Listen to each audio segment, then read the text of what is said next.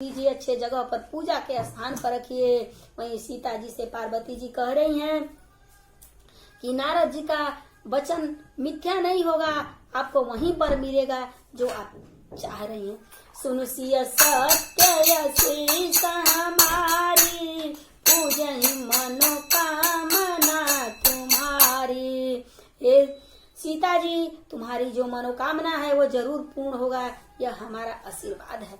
फिर इसके बाद पार्वती जी कह रही हैं, मनु चाही राचहु मिलहि सो बरु सहज सुंदर सांवरो, करुणा निदान सुजान शील स्नेह जानत रावरो, एहि भांति गौरी अशीष सुनि सिय सहित हरषित यलि, तुलसी भवानी पूजी पुनि पुनि मुदित मन मंदिर चली, जानी गौरी अनुकूल सिय हरषि न जाई कही, मंजुल मंगल मूल बामयंग फरकन लगे। सियावर रामचंद्र भगवान की जय।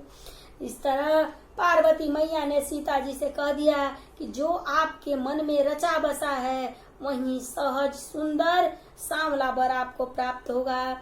परिचय क्या है कि वो सांवले करुणा के निधान हैं, करुणा के निधान हैं, करुणा के भंडार हैं, सज्जन हैं और शीलवान हैं।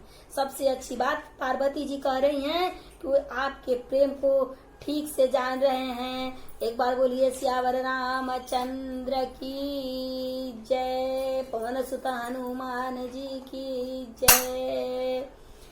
इतना सुनने के बाद माँ जानकी जी घर वापस जाने लगी, घर वापस आ गई और इधर प्रभु श्री राम जी फूल लेकर आए और गुरुदेव जी को देकर बोले कि गुरुजी मैं पुष्प दल लेकर के आ गया हूँ।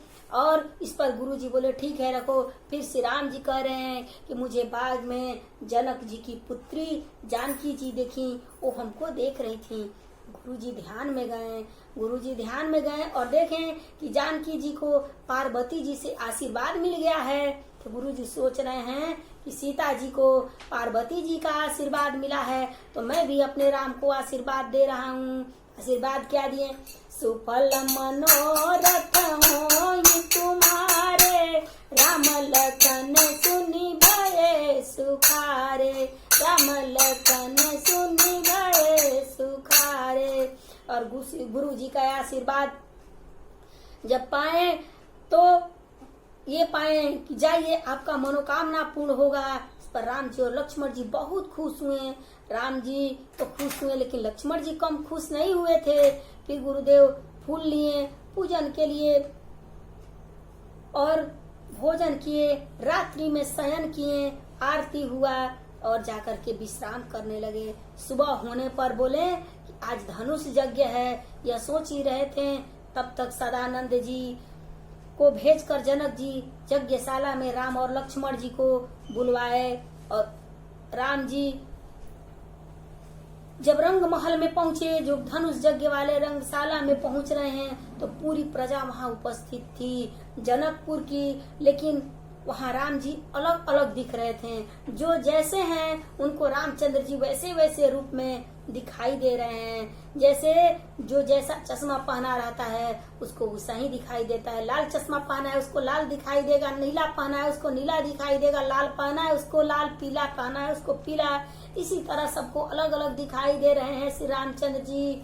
वीर योद्धाओं को रामचंद्र जी परम वीर दिखाई दे रहे हैं और जो असुर जाति के हैं उनको रामचंद्र जी काल दिखाई दे रहे हैं और ज्ञानियों को रामचंद्र जी परम तत्व दिखाई दे रहे हैं और भक्तों को भगवान दिखाई दे रहे हैं। जनकपुर के नर नारियों को मेहमान दिख रहे हैं।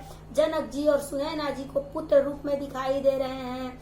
तर गोस्वामी तुलसीदास जी कह रहे हैं कि किनके किनके बारे में बताया जाए, अब किनके किनके के बारे में बताया जाए अलग अलग, इसलिए सबको एक में करके बता रहे हैं कि जिनकी रही भावना जैसी, प्रभु मूरत देखी तिन तैसी। अब ये बता रहे हैं बाबा तुलसीदास की जिनकी जिस तरह की भावना है भगवान उनको उस तरह से दिखाई दे रहे हैं। सब अपनी अपनी भावना के अनुरूप भगवान का दर्शन कर लिया। इधर जनक जी विश्वामित्र को ले जाकर यज्ञशाला दिखा रहे हैं, यज्ञशाला का दर्शन करा रहे हैं। विश्वामित्र जी बहुत ही प्रशंसा कर रहे हैं कि ये बहुत ही भली भांति बनाया गया है। देखिए जहाँ भी जाइए किसी का प्रशंसा कीजिए, क्योंकि ये जो कान है ना, प्रशंसा सुनने के लिए बनाए गए हैं। यह अद्भुत रचना है। देख करके जनक जी की ये जो सजावटी है यज्ञशाला की, महाराज कह रहे हैं कि आपकी रचना तो अद्भुत है। तब जनक जी महाराज कह रहे हैं कि इनकी ये बाबा तो बहुत काम के हैं भाई, क्योंकि ये मेरा इतना बड़ाई किए हैं। किसी का भी प्रशंसा कीजिए तो बहुत ही खुश हो जाते हैं। भगवान का भी प्रशंसा करना है तो स्तुति से प्रसन्न हो जाते हैं। उसी प्रकार जब विश्वामित्र मुनि प्रशंसा में लगे कि आपने तो जो ये धनुष यज्ञशाला बनवाया है, ये रंग महल बहुत ही सुंदर है, बहुत ही भव्य है, कितना भली भांति इसको आप सजाए हैं, तो इसकी रचना अद्भुत है। ये सब सुनने के बाद बहुत ही महाराज जनक जी प्रसन्न हो गए हैं और बोले कि भाई इनका जो आसन है बहुत ऊंचे जगह पर बनाया जाए। कह रहे हैं कि सब मंचन ते मंच एक सुंदर विषाद विशाल, मुनि समेत तो दो बंदित बैठा रे महिपाल।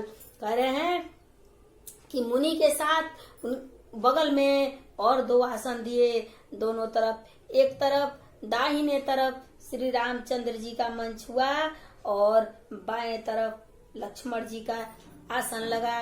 और जनक जी महाराज ने सीता जी को सखियों से कहा कि जाइए माँ जानकी जी को ले आइए। सीता जी रंगभूमि में आई। माँ के हाथों में जयमाल है। माँ के हाथों की जयमाल को लेकर के जब सखियां चारों तरफ से घेरे हुए आ रही हैं तो मन में गाना को गुनगुनाते हुए आ रही हैं और उनके रूप और गुण की शोभा तो कहीं नहीं जा रही है। सिय शोभा नहीं जाई बखानी, जगदम्बिका रूप गुण खानी। ये माँ सीता जी के रूप को तो कोई बखान ही नहीं सकता और इनका गुण जो है बखानने लायक ही नहीं है। इतनी सुंदर है, इनका उपमा किसी से किया ही नहीं जा सकता। इस समय गोस्वामी तुलसीदास जी कह रहे हैं, माँ को देखकर सोच रहे हैं कि सीता जी की तुलना किसके साथ आखिर किया जाए। और पार्वती जी के साथ करूं तो वो तो आधी हैं, और सरस्वती जी के साथ अगर सीता जी की उपमा किया जा रहा है तो सरस्वती जी जो हैं वह बहुत बोलती हैं। फिर इनकी उपमा किसके साथ किया जाए? अगर इनकी उपमा रति जी से किया जा रहा है तो रति जी तो दिन रात पति के वियोग में रोती रहती हैं। फिर इनकी उपमा किसके साथ किया जाए? और लक्ष्मी जी से किया जाए तो उनका भी भाई विष वाला है। फिर इनकी उपमा किसके साथ किया जाए? ये तो अनुपम है, इनकी उपमा किसी से भी किया नहीं जाए। जब एक एक भी उपमा नहीं ठहरा तब गोस्वामी तुलसीदास जी ने एक नया लक्ष्मी का उपमा दिया कि ये नए लक्ष्मी के रूप में है। जो छवि सुधा पयो निधि होई, परम रूप मय कच्छप सोई, शोभा रजु मंदरु सिंगारू, मथय पानी पंकज निज मारू। फिर गोस्वामी जी कहते हैं कि माँ जानकी इतनी सुंदर है कि इनका उपमा किसी से भी करे कम है। माँ जब आई तो इनको देख करके गोरा रूप भी मोहित हो गया। माँ जानकी जी सुनैना जी के पास जा करके उनके बगल में बैठ गईं। तब महाराज जनक जी ने अपने बंदी जनों को बुलाया और बंदी जनों को बुला करके बोले कि जाओ और जा करके मेरे प्रण को सबके सामने सुनाओ कि मैंने अपना क्या प्रण रखा है। बंदी जन बीच सभा में गए जहाँ पर धनुष रखा हुआ था और धनुष के पास जाकर हाथ उठाकर बोले, हे दीप के महाराज, ध्यान से देखिए, यह वही पिनाक है जिसको रावण और बाणासुर ने स्पर्श तक नहीं किया है, छू भी नहीं पाया है। यह वही धनुष है जो इसको तोड़ेगा उसकी कीर्ति तीनों लोकों में विख्यात हो जाएगी। और उसी के साथ महाराज जनक जी की लाडली जानकी उस वीर को वरण करेगी। जैसे ही बंदी जन ने सुनाया, राजा एक साथ सभी राजा खड़े हो गए। बंदी बोले, धैर्य धरिए, धैर्य धरिए, सब मिलके तोड़ी हैं, सब मिलके के साथ तोड़ी हैं। ये तो एक एक करके आइए और इसके पास अपना दिखाइए वीरता। राजा आए, सभी राजा आए और अपने परिकर बांध करके, परिकर जो अपना दुपट्टा लिए थे वो कमर में जोर से बांध रहे हैं और अपने मुकुट को बराबर कर रहे हैं, ठीक से कर रहे हैं करके, और अपने गुरुजन और इष्ट को प्रणाम करके चल रहे हैं और बोले कि महाराज ऐसी कृपा करिए, अपने गुरु से बोल रहे हैं ऐसी कृपा करिए कि ये धनुष हमसे टूट जाए। और उधर उस सभा में 10,000 राजा बैठे हुए हैं, 9,900। एक राजा जब धनुष तोड़ने के लिए चल रहे हैं तो 9,999 राजा प्रार्थना कर रहे हैं। देखिए हे भगवान, अपने अपने इष्ट से प्रार्थना करके कह रहे हैं कि ये धनुष इनसे टूटने न पाए। अब बताइए, एक आदमी का वहां सुना जाएगा कि 9,999 का। तो इसलिए जो एक एक करके उठ के आ रहे हैं, सब अपना अपना कहते जा रहे हैं कि देखिए भाई, अब ये धनुष इनसे न टूटने पाए, इनसे न टूटने पाए। सब करके सभी लोग बारी बारी से आ रहे हैं और बारी बारी से उठ करके आए, तमतमा कर। नहीं किसी का भी प्रार्थना लगा, किसी से भी वो धनुष टस से मस नहीं जब हुआ, तब सब लोग मिल करके एक साथ तमतमा कर उठ रहे हैं। कोई उठ करके, कोई बैठ करके, कोई लेट करके, कोई सो करके, जिसको जिस तरह से समझ में आया सभी लोग अपना अपना प्रयास किया, लेकिन धनुष किसी से भी एक तिल हिला भी नहीं। इस तरह दूसरा, तीसरा, चौथा, पांचवा करके 10,000 राजा आए, किसी से धनुष नहीं हिला। तब सब लोग मिलकर बोले कि चलो हम लोग एक साथ मिल करके तोड़ते हैं। लेकिन सब लोग सोच रहे हैं कि आखिर में सब लोग मिलकर तोड़ेंगे तो ये किसको मिलेंगी, माँ जानकी किसको मिलेंगी, ये दुल्हा आखिर कौन बनेंगे। फिर करेंगे चलो पहले धनुष तो तोड़ा जाए, फिर हम लोग आपस में लड़ करके विचार कर लेंगे कि दुल्हा कौन बनेगा। इस तरह से 10,000 राजा लोग लगे, 10,000 राजा लोग लगे, तब भी धनुष तिल मात्र भी हिला नहीं।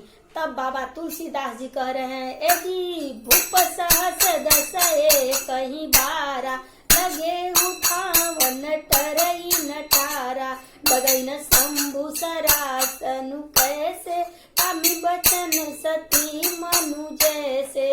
10,000 राजा लोग लगे, तब भी धनुष अपने जगह से तिल भर भी नहीं हिला। इस प्रकार सारे राजाओं ने धनुष के कारण अपनी कीर्ति गंवा दिए और जाकर अपने अपने स्थान पर सिर नीचे करके बैठ गए। जनक जी ने देखा कि इतने लोग लगे, धनुष तिल भर भी नहीं हिलाया जा सका। मारे आवेश के जनक जी खड़े हो गए। जनक जी खड़े हो गए और खड़े होकर बोले कि दीप के राजा महाराज, मैंने आप में से किसी को बुलाया नहीं है, आप सबने मेरी प्रतिज्ञा सुनकर आए हैं। देवता, दैत्य, मनुष्य, नाग सभी लोग शरीर धारण कर करके आए हैं, कोई इस धनुष को हिलाया तक नहीं। मेरी बेटी वर्ण करने योग्य नहीं है, सुंदर है। इस कृति को वर्णन करने के लिए लगता है कि ब्रह्मा जी ने किसी को इस धरती पर बनाया ही नहीं है। इस धराधाम पर कोई नहीं बन पाया है मेरी बेटी के लिए। आज के बाद कोई अपने आप को वीर नहीं मानेगा। आज मैं जान गया कि ये धरती वीरों से खाली है। इतना सुनने के बाद कोई राजा हिले नहीं। सब सोच रहे हैं कि हमसे नहीं टूटा तो कौन तोड़ सकता है। अब तो कोई वीर इस धरती पर है ही नहीं। लगता है कि अब इनकी बेटी कुंवारी रह जाएगी। जनक जी अपने को कोस रहे हैं कि मैंने कैसा प्रण कर दिया कि अब ये प्रण पूरा ही होने वाला नहीं है। और इधर लक्ष्मण जी सुने कि धरती वीरों से खाली है। ऐसा वचन जब जनक जी का सुने तो क्रोध से तमतमा करके खड़े हो गए। उनके रोंगटे खड़े हो गए, होठ फड़फड़ाने लगे, भौहें चढ़ने लगे और श्री राम जी को प्रणाम करके कह रहे हैं, भैया अगर आपकी आज्ञा हो तो मैं रघुवंश का एक भी बालक यदि इस सभा में बैठा हो और जिस अनुचित वाणी का प्रयोग जनक ने किया है, आपके रहते सर्वदा इसको सहन नहीं किया जा सकता है। लेकिन आपने कुछ नहीं बोला है, इसलिए सर्वदा अनुचित है। जनक ने कहा कि धरती पर कोई वीर नहीं है। आपके रहते मैं बताऊं कि वीर कौन होता है। मैंने तो चाहूं तो मैं इस धनुष को एक पल में तोड़ करके टुकड़ी टुकड़ी कर दूंगा। कैसे कहते हैं कि प्रभु कही जनक जैसे अनुचित बानी, विद्यमान रघुकुल मन जानी। सुनहु भानुकुल पंकज भानु, कहूँ सुहावन कछु अभिमानु। जो तुम्हारे अनुशासन पाऊं, कंदु कयुव ब्रह्मांड उठाऊं। काचे घट जिमि डारो कोरी, सकौ मेरी मूलक जिमि तोरी। तब प्रताप महिमा भगवाना, को बापुरो पिनाक पुराना। नाथ जानिय सयायसु, कौतिक करो बिलोकियसो। कमल नाल जिमि चाप चढ़ाओ, जो जन सत प्रमाण लय धाओ। तोरो छत्र कदंड जिमि, तब प्रताप बलनाथ। जो न करो प्रभु पद शपथ, करो न धरो धनुमात। सियावर रामचंद्र की जय। लक्ष्मण जी गरज रहे हैं कि प्रभु आपके रहते कोई वीर नहीं है। जनक जी कह रहे हैं कि कोई धनुष नहीं उठा पाया। ये लक्ष्मण जी धनुष क्या चीज है, पूरे ब्रह्मांड को उठा करके रख देंगे। जिस प्रकार की बच्चे कच्चे घड़े को फोड़ करके चूर चूर कर देते हैं, उसी प्रकार मैं पूरे ब्रह्मांड को चूर कर दूंगा। जिस प्रकार कि बच्चे खेत के मूली उखाड़ कर ले आते हैं, आप कहें तो लक्ष्मण जी उसी प्रकार सुमेरी पर्वत ला करके यहाँ रख देगा। फिर ये धनुष किस प्रकार का चीज है, मैं चाहूं तो इस धनुष को उठाकर 100 योजन तक तोड़ सकता हूँ और दौड़ पर दिखा दूंगा। अगर नहीं किया तो प्रभु आपके चरणों की सौगंध है कि ये लक्ष्मण आज के बाद हाथ में तीर धनुष नहीं उठाएगा। लक्ष्मण जी गरजे। मिथिला से लेकर के पूरे ब्रह्मांड का गति देखिए। जब लक्ष्मण जी जोर से गरज रहे हैं, तब लक्ष्मण सकोप बटन जे बोले, डगमगाई मही दिग्गज डोले। लक्ष्मण जी जब गरजे तब पूरा ब्रह्मांड हिलने लगा। जीव क्या मैं क्या नहीं कर सकता, लेकिन अपने भरोसे नहीं महाराज, मैं आपके भरोसे हूँ। लेकिन ये सोचिए कि क्या गुरु जी और राम जी के सामने लक्ष्मण जी का गरजना उचित है, लेकिन लक्ष्मण जी को बर्दाश्त नहीं हुआ। फिर भी मानस में ये लिखा हुआ है कि जिस सभा में हरि की निंदा होती है, भगवान की निंदा हो, अगर शक्ति हो तो जिह्वा काट दो, और नहीं शक्ति हो तो वहां से उठ करके कान बंद करके चल दो। लेकिन लक्ष्मण जी तो कान बंद करने वाले में से है नहीं, इसलिए फेटा बांध के तैयार हो गए। लक्ष्मण जी धनुष के पास पहुंच गए और सोच रहे हैं कि जैसे ही भैया इशारा करेंगे मैं धनुष को तोड़ करके खंड खंड कर दूंगा। और इधर सीता जी राम जी दोनों लोग एक दूसरे को देख रहे हैं और प्रसन्न हो रहे हैं। गुरु जी भी आनंदित हो गए। लेकिन जनक जी महाराज डर गए। कह रहे छोटका खड़ा हुआ है तो इतना बड़ा धरती कांप गया, और अगर बड़का खड़ा हो जाएगा तो क्या होगा। तो लक्ष्मण जी कह रहे हैं कहिए भैया तोड़ूं। इधर राम जी सोच रहे हैं कि ये तोड़ना तो हमको है। इधर गुरु जी राम जी से कह रहे हैं, लग रहा है लक्ष्मण जी तोड़ ही देंगे। गुरु जी राम जी से कह करके इशारा किए कि जल्दी से लक्ष्मण को अपने पास बुलाओ। और राम जी ने आंख से इशारा करके और लक्ष्मण जी को इशारे में अपने पास बुला लिए। सह नहीं रघुपति लखन नेवारे, प्रेम समेत निकट बैठारे। और लक्ष्मण जी को इशारे में बुला करके अपने नजदीक पास में बैठाया और बोले कितना बढ़िया बोला भैया आपने, इतना तो मैं कभी भी बोल नहीं पाता। लक्ष्मण जी बोले कि अभी तो बोला था, आप इशारा करते तो मैं करके दिखा देता। इस धनुष में क्या चीज रखा हुआ है। राम जी लक्ष्मण जी से बोले हम लोग तोड़ने नहीं आए हैं, हम लोग तो धनुष यज्ञ देखने के लिए आए हैं।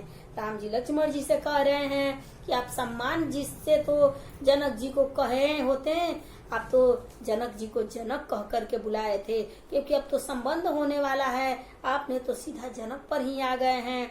इधर गुरुदेव ने विचार किया और राम जी के ओर देख करके, अच्छे समय देख करके गुरु जी ने इशारा करके कहा विश्वामित्र सभय शुभ जानी, बोले अति स्नेहमय बानी।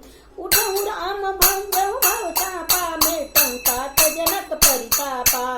हे तात, अब देखिए गुरु जी ने क्या कहा, उठऊ राम भंजऊ भव चापा, उठिए और धनुष को तोड़िए मत, भंजन कर दीजिए। इसका भंजने का मतलब है कि इसका खंड खंड कर दीजिए, ऐसा टुकड़ा टुकड़ा कर दीजिए कि ताकि जनक महाराज कभी भी इसको जोड़ न सके, कितना हम चाहे तब भी इसको जुड़वा न सके।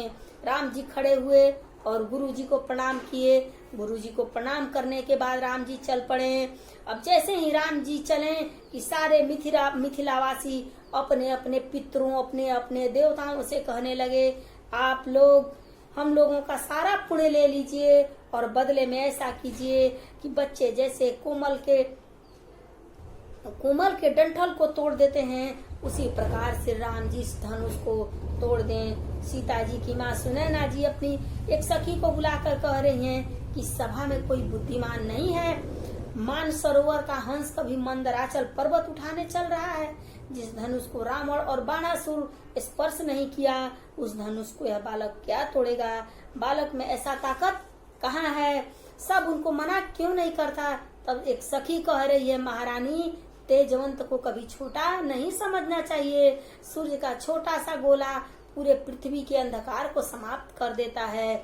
बड़े से बड़े देवता एक छोटे से मंत्र से बस में आ जाते हैं। विशाल मदमस्त हाथी एक छोटे से अंकुश से अपने बस में कर लिया जाता है। मटके से जन्म लिए थे अगस्त ऋषि और पूरे समुद्र को पी गए। कामदेव पुष्प के बाण चढ़ाकर पूरे विश्व को जीत लिए। इसलिए इनको छोटा मत समझिए, यही बड़ा काम करके दिखा देंगे। और इधर सीता मैया पार्वती भवानी से कह रही हैं कि हे भवानी, आपने तो हमको आशीर्वाद दिया था, यह धनुष शंकर जी का है, यह इस धनुष को वही तोड़ेगा जिसको शंकर जी चाहेंगे, जिस पर शंकर जी की कृपा होगी। इसलिए आपसे मेरी यही विनती है कि इस असंभव कार्य को संभव करवा दीजिए। फिर धनुष से प्रार्थना करती हैं कि हे धनुष, लोग कहते हैं कि धनुष बहुत भारी है, लेकिन आप हल्का हो जाइए। और श्री रामचंद्र जब इसको तोड़ने के लिए चले तो एक बार बोलो सियावर रामचंद्र की जय। आज कथा इतनी भई, सुनो वीर हनुमान, राम लखन सिया जानकी, ले पहुँचायो धाम। श्रवण सुजस सुनियायऊ, प्रभु भंजन भव भीर, त्राहि त्राहि आरत हरना, शरण सुखद रघुवीर। सियावर रामचंद्र की जय। और आगे के कथा में मैं धनुष के विषय में बताऊंगी और सीता विवाह का आगे के प्रसंग में वर्णन करूंगी। एक बार बोलो सियावर रामचंद्र की जय। पवन सुत हनुमान की जय।